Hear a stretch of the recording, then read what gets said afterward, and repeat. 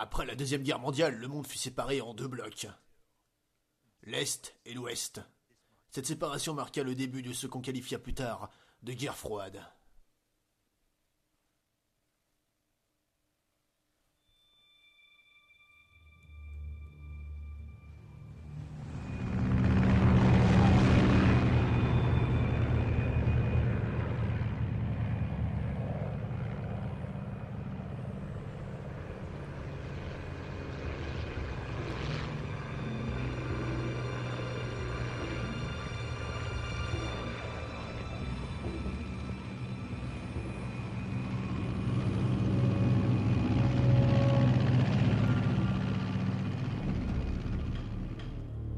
« 5h30 de l'après-midi, 24 août 2012.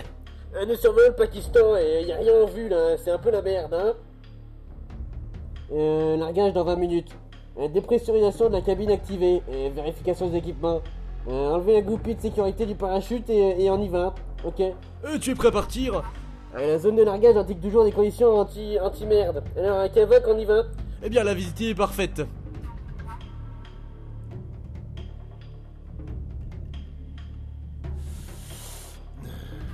Ce cigare, oui. Éteins ta merde là, ça pue du cul. Je t'emmerde. Les connexions au tuyau d'oxygène, connecteur interne. Allez, mets ton casque, espèce de poil cul. C'est qui me traite de poil cul. Allez, mets ton casque. Ouais, puis tu fais ce que tu veux, truc de boule. Est-ce que ce trouillard sait ce qu'il fait au moins? Putain. Nous approchons du point de largage, hein. Allez, largage en 10 minutes. Eddie, mais t'es sourd ou quoi? Il a interdit d'éteindre ton cigare et de mettre ton casque, ok? Ils m'emmerdent tous.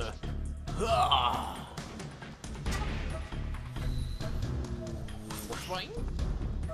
Allez, tu mets ton casque. Ça va, là, t'es content comme ça? Et t'as l'air con. Je t'emmerde pas trop. Et dépressurisation terminée. Vérification de l'apport d'oxygène. Et largage dans 6 minutes, ouverture des portes de l'avion, hein, parce que c'est mieux. Ouais, ça caille d'un coup là. Le lever du soleil, ça me rappelle des souvenirs.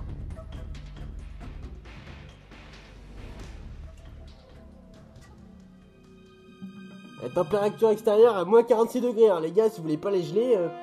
Et largage en 2 minutes, allez, lève ton cul. Ça va bien, oui, je me prépare psychologiquement. Là, tu vas tomber à 200 km/h, alors fais bien attention à tes fesses hein, quand tu vas tomber. Fais gaffe à pas être gelé par le vent glacial, hein, parce que ça pue du cul. Et largage dans 1 minute, putain, il va vite le temps, hein, déplace-toi.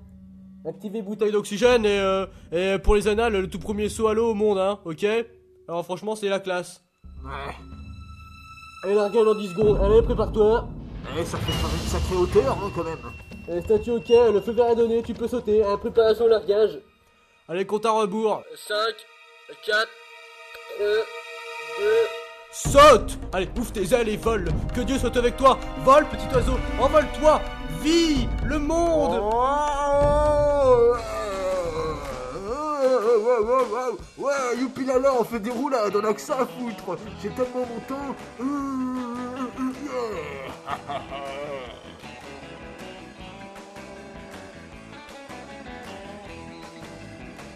Directed by Hideo Kojima.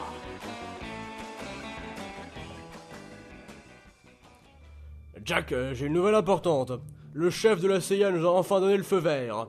Pour la mission vertueuse. La mission virtuelle? Non, la mission vertueuse. Faut que je me nettoie les oreilles. L'avenir de l'unité Fox en dépend. Si c'est un succès, l'unité sera reconnue officiellement. Une mission vertueuse? Putain, mais tu t'as de temps, ça. On dirait qu'un des rituels initiatiques. Fais pas le malin, tu n'es plus à l'entraînement, hein, tu es dans la vie réelle. Ouais, ça va. Alors c'est quoi cette merveilleuse mission, hein?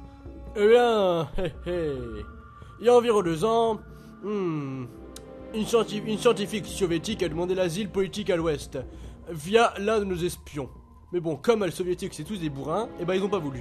C'était Nikolai Sepavovitch Spopovitch. Le chef du bureau le désigne OKB 754, un atelier de conception d'armement soviétique top secret. C'est aussi l'expert en armement le plus respectueux du bloc Est. Sokolov, le célèbre spécialiste en aérospatial? Exactement, tu vois, je le connais aussi, hein. C'est vrai qu'il est secret le gars. Le 12 avril 1961, les soviétiques ont reçu le premier vol spatial humain. Oui, les soviétiques, ils ont réussi. La Terre était bleue, mais Dieu n'existait plus, hein, parce que forcément. Ouais, exactement.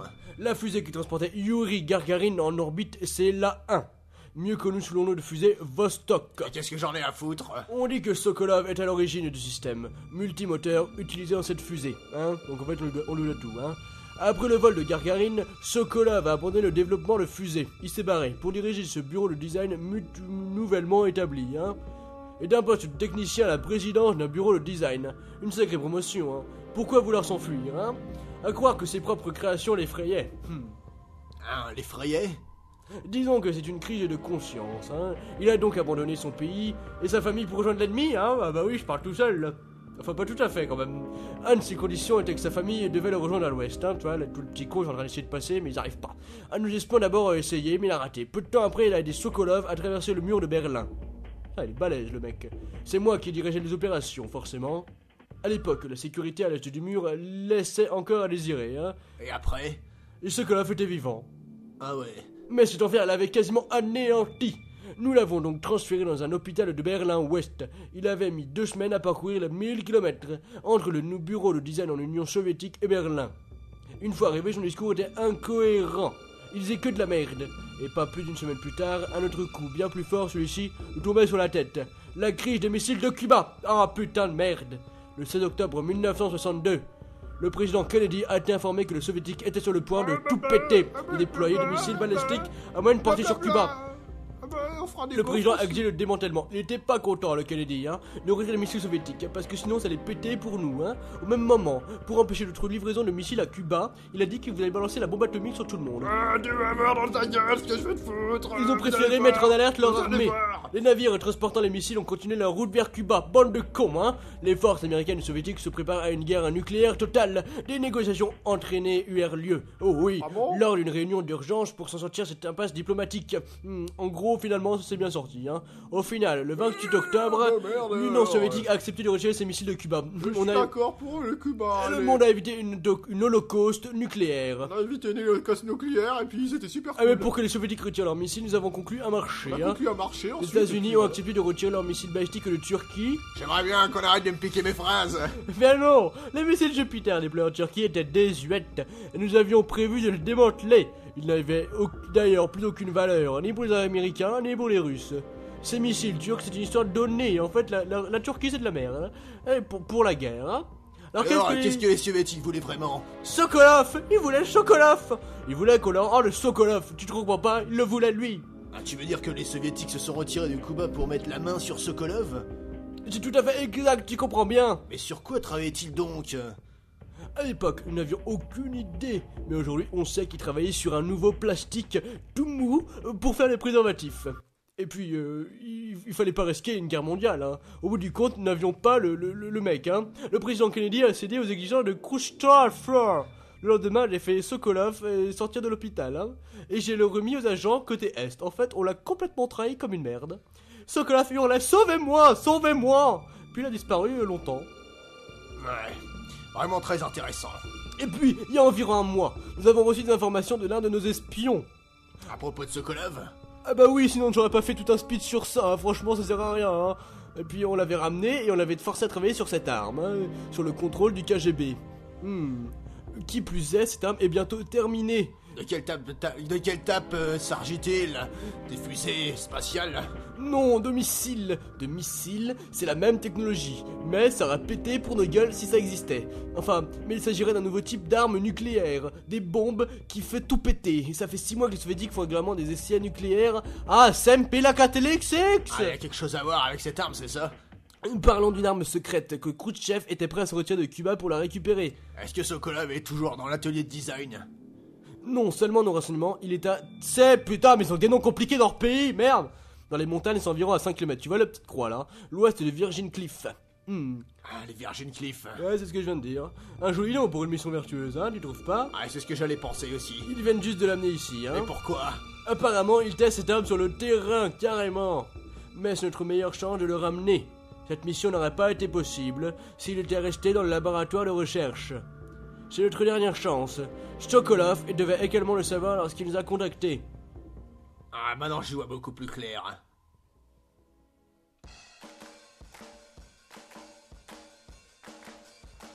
J'espère que je vais pas me ramasser la gueule par terre parce que ça risque de faire vraiment mal. Oh là là, oh le stress. J'aimerais quand même atterrir sur le sol bientôt avant de mourir d'ennui.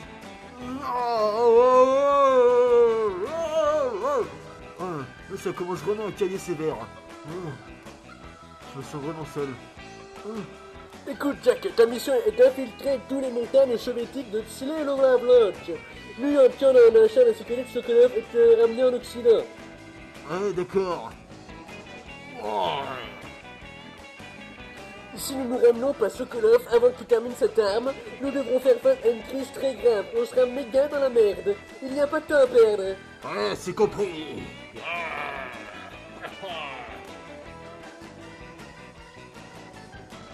Après avoir libéré Sokolov, rends-toi un point de récupération et un ballon sera là pour vous pousser vous échapper. Il faudra gonfler le ballon à l'hélium, ce qui devrait prendre environ 20 minutes, parce que c'est un gros ballon. Une fois terminé, le bras de l'hélicoptère se fixera sur le ballon et le tirera vers le haut. Le système de récupération Air-Sol Fulton... Je connais cette théorie. D'accord. T'inquiète pas, le système a fait ses preuves sur le terrain. Et Sokolov va survivre à tout ça? Ah oui, t'inquiète pas, le choc est moins important que pour un saut en parachute, hein. Et le bras a une traction supérieure à 225 kg. Alors vous pensez passer la frontière avec un seul combattant? Ah bah oui. On a tout prévu. Il est équipé de 2 canons Vulcan de 6 variants de 20 mm, hein. Le mitrailleur de 40 mm, hein. On dirait qu'il peut affronter toute une armée de chars d'assaut. C'est ce que j'avais pensé aussi. Avec ses armes en carburant.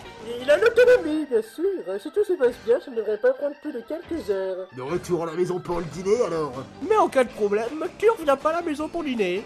Tu auras tout un apprécié dîner Et petit déjeuner dans la jungle. Hé hé. Je sais pas pourquoi, mais je sens que cette mission pue un peu le caca. Bien, mais bien fort.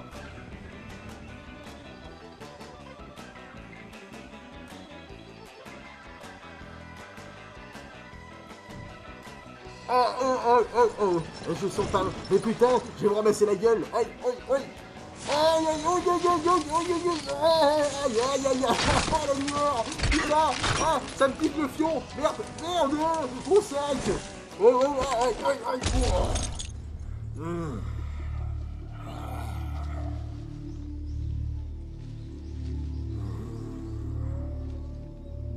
Je pourrais me lever? Est-ce que je pourrais me lever?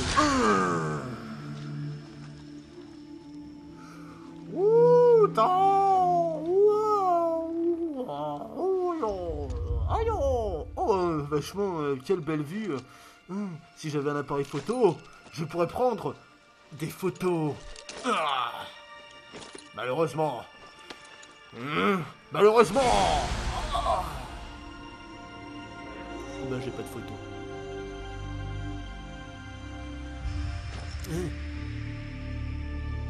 Mais qu'est-ce que c'est que ça?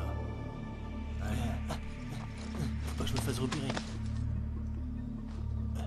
Merde, comment je vais récupérer mon sac du coup? Allô? Je crois qu'on m'appelle. Allô?